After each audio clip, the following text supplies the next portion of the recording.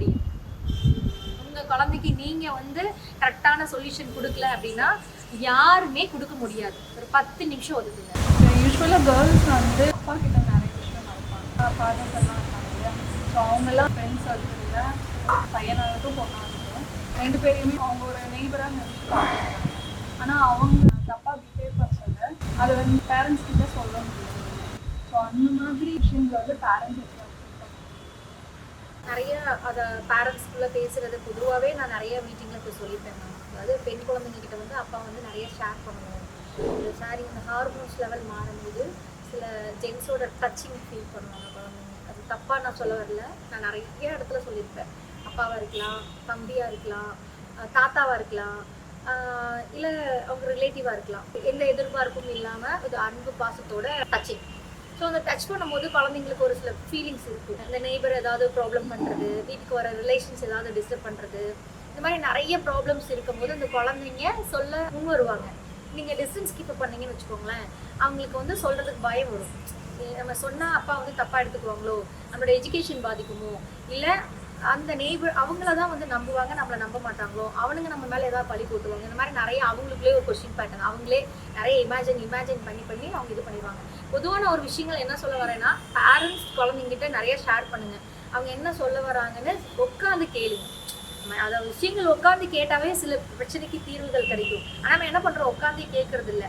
ஒரு குழந்தை ஒரு தப்பு பண்ணுது, ஒரு பையன் கூட பேசுகிறா அப்படின்னா என்ன பண்ணுவோம், நம்ம நார்மல் பர்சனா கூப்பிட்டு இந்த பையன் பேசக்கூடாது, நீ அந்த இடத்துல பார்த்துட்டு எனக்கு அவமானம் ஆயிடுச்சு, அது ரொம்ப ரொம்ப தப்பு அப்படின்ற மாதிரி ஃபீல் பண்ணுவோம். என்னை பொறுத்தளவுக்கு அவளை கூப்பிட்டு இந்த தப்பான விஷயங்களை அவளுக்கு உணர்ற மாதிரி நீங்க சொன்னீங்கன்னா கண்டிப்பா இந்த குழந்தை வெளியில வந்துடும். புஷ் பண்ணி 4 பேர் இருக்கிற இடத்துல அவளை அவமான குறைவா பேசும்போது அடுத்த ஒரு அரவணைப்பு தேவைப்படும். யார்கிட்டயாவது ஷேர் பண்ணணும்னு தோணும். அவங்க போய் ஷேர் பண்ணதான் செய்வாங்க. இந்த ஷேரிங்கோட கை வந்து வேணாலும் இருக்கலாம். ஸோ நம்ம வீட்டில் இருக்கிற ஒரு சில பேரண்ட்ஸோட சப்போர்ட் தான் இருக்குது. இப்போது இருக்கிற சொசைட்டி பொறுத்த வரைக்கும் நம்மளுக்கு வந்து மொபைல் ஃபோன், டிவி ஆகட்டும், எல்லாத்துலேயுமே வந்து ஒரு சில விஷயங்கள் இருக்கிறதா செய்யும். சினிமா போகிறதாகட்டும், வெளியே போகிறதாகட்டும், ஒரு சில இடங்களில் வந்து நம்ம குழந்தைங்களுக்கு வந்து ஒரு சில விஷயத்தெல்லாம் அவாய்ட் பண்ண முடியாது. நம்ம ப்ரீவியஸாக ஒரு 90s 80s தான் பார்த்தா டிவியில் ஏதாவது வந்தாலே சேனல் பண்ணுறது அந்த மாதிரி. கோவிட் டைமில் நிறைய குழந்தைங்களுக்கு வந்து ஃபோன் யூஸ் பண்ணுற மாதிரியான சுச்சுவேஷன்ஸ் வந்துச்சு. ஸோ அந்த டைமில் ஆப்வியஸாக அதில் வந்து ஒரு சில விஷயங்கள் யூஸ் பண்ணுற மாதிரி ஆப்வியஸான திங்ஸை வந்து நம்ம இன்டெரக்டாக சொல்லுவோம். கோவிட் டைமில் நீங்கள் சொன்ன மாதிரி நிறைய ப்ராப்ளம்ஸ் வந்துருக்கு. அது ஃபோன் தான். ஏன்னா நம்மளே வந்து ஃபோனு கையாக தான் இருந்தோம். டிவி போட்டோம் அப்படின்னு பார்த்தீங்கன்னா போட்ட படமே தான் போடுவாங்க, போட்ட சீரியலே தான் போடுவாங்க. எக்ஸ்ட்ரா ஒன்றும் நடக்க போகிறது கிடையாது. அந்த மாதிரி டைமில் ஃபோன் வந்து ரொம்ப இந்த கோவிட் டைமில் அடிக்ட் ஆனது நிறைய. இப்போ வந்து நம்மளுக்கு ஆர்டிசம் ஸ்டூடெண்ட்ஸ் ஆனதே இந்த கோவிட் டைமில் டெலிவரி ஆனவங்க, அந்த டைமில் வீட்டுக்குள்ளே கூட்டி வச்சு குழந்தைங்க இது பண்ணவங்க. சிம்பாலிக்காக எப்படி குழந்தைங்கள வெளியில் கொண்டு வரணும் அப்படின்னாலாம் பக்கத்தில் போய் உட்காருங்க. அவங்க தப்பாக ஏதாவது பார்த்தாங்களா கூட அம்மா வராங்கன்னு சொல்லிட்டு அதை ஸ்கிப் பண்ணுவாங்க, அதை பார்க்குறத அவாய்ட் பண்ணுவாங்க. அவங்க ஃபோன் தானே பார்க்குறாங்கன்னு சொல்லிட்டு நீங்கள் ஒரு ஃபோன் எடுத்துகிட்டு நீங்கள் ஒரு ரூமில், அப்பா ஒரு ரூமில், அண்ணா ஒரு ரூமில், பாட்டி ஒரு ரூமில் அப்படின்னு இருக்கும்போது இந்த குழந்தை யார் கூட பேசுவோம்? ஃபோனில் தான் அதிகம் வந்து டைம் ஸ்பெண்ட் பண்ணும். ஸோ அந்த டைமை நீங்கள் ஒதுக்கிட்டீங்க அப்படின்னா அந்த ஒரு சில விஷயங்கள் அடிக்ட் ஆகிருந்தா கூட அதில் வெளியில் கொண்டு வந்துடலாம். பொதுவாக நம்ம டைம் ஒதுக்கணும் அவங்களுக்கு. நீங்கள் பக்கத்தில் போய் ஒரு சில நல்ல கெட்ட விஷயங்கள் பார்த்தாலும் கூட என்னடா இது, என்ன இது எப்படி இது, அதாவது திட்டக்கூடாது. இப்போ உள்ள குழந்தைங்கள்லாம் பயங்கர மெச்சூர்டாக இருக்காங்க. நீங்கள் திட்டினாலும் ப்ராப்ளம், திட்டாமல் இருந்தாலும் ப்ராப்ளம். ஸோ அவங்களுக்கு தகுந்த மாதிரி உள்ளே போய் அவங்கள வந்து புஷ் பண்ணி கைட் பண்ணி கை கொடுத்து வெளியில் தூக்கிட்டிங்கன்னா ஈஸியாக காப்பாற்றிக்கலாம்.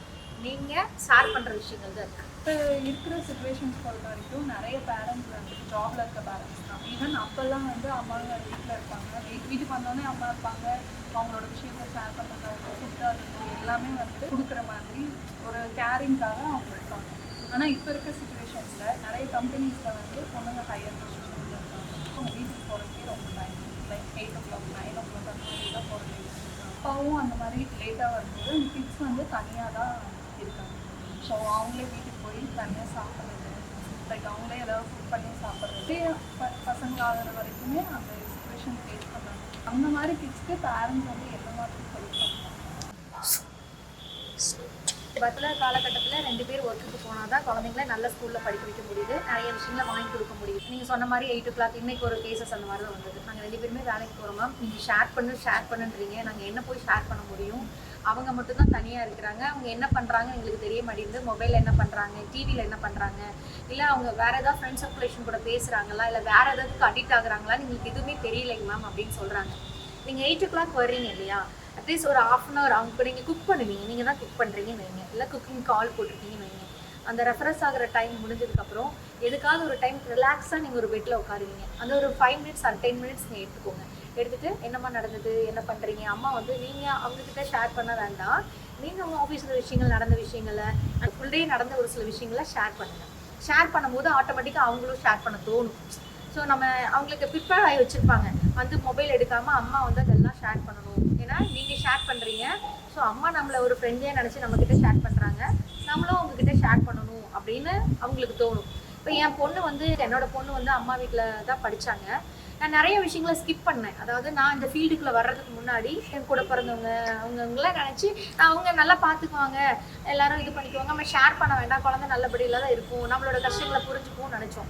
பட் என்ன ஆகுதுன்னா, ஒரு சில ரிலேட்டிவாக தான் அவங்கள மோட்டிவேஷன் பண்ணுறது. என்ன பண்ணுவாங்க, உங்கள் அம்மா வேலைன்னு தான் போகிறாங்க, பணம் தான் உங்களுக்கு இம்பார்ட்டன்ஸு, ஸோ உங்களை பற்றி தெரியல, அந்த குழந்தை அது ஆள் மனசுக்குள்ளே பதிய ஆரம்பிக்கும்.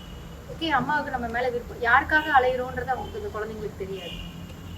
பணம் தான் இம்பார்ட்டன்ஸ் அப்படின்றது புரியுது, அதை தாண்டி அவங்க யோசிக்க மாட்டேன்றாங்க. ஏன்னா அவங்கள சுற்றி இருக்கிற நபர்கள் அதை பேசி பேசி புரிய வச்சுருக்காங்க.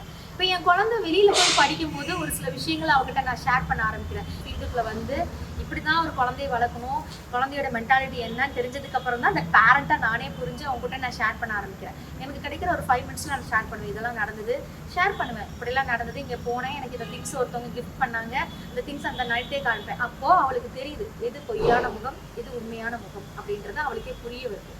புரிய வரும்போது என்கிட்ட அட்ராக்ட் ஆகுறான். ஸோ அந்த விஷயங்களை வந்து ஃபேமிலி மெம்பர்ஸ் எல்லாருமே வந்து ஒரு ரிலேட்டிவை நம்பி விட்டு அவங்க பார்ப்பாங்க, அவங்க இது பண்ணிக்குவாங்க, பக்கத்தில் நெய்பர் இருக்காங்க, அவங்கெல்லாம் கிடையாது. உங்கள் குழந்தைக்கு நீங்கள் தான் கார்டியன். உங்கள் குழந்தைக்கு நீங்கள் வந்து கரெக்டான சொல்யூஷன் கொடுக்கல அப்படின்னா யாருமே கொடுக்க முடியாது. ஒரு 10 நிமிஷம் ஒதுக்குங்க, 15 நிமிஷம் ஒதுக்குங்க. அந்த டைம் ஒதுக்கலைன்னா உங்கள் குழந்தைய நீங்கள் இழக்கிறீங்கன்னு அர்த்தம். ஏன்னா நான் அதில் ஃபீல் பண்ணியிருக்கேன். நம்ம குழந்தைய கொஞ்சம் கொஞ்சமாக இழந்துட்டு இருக்கோம் தான். நான் சொல்கிற விஷயம் கூட உங்களுக்கு புதுசாக தெரியும், இப்போ படிச்சிருக்கா அதனால பேசுகிறான்னு தோணும். ரியாலிட்டி லைஃப், சைக்காலஜி லைஃப் இதுதான். வந்தீங்களா, குக் பண்ணும் போது காய் கட் பண்ணுறான், இந்த வெங்காயத்தை எடு, சின்ன சின்ன வேர்டு இதை சொல்லும் போது அவருக்குள்ள ஒரு சில விஷயங்கள் ஷேர் பண்ணும்போது ஆட்டோமேட்டிக்காக டைவர்ட் ஆகும். நம்ம தனிமையாக இல்லைன்ற ஒரு ஃபீல் அவங்களுக்கு ஆகும்.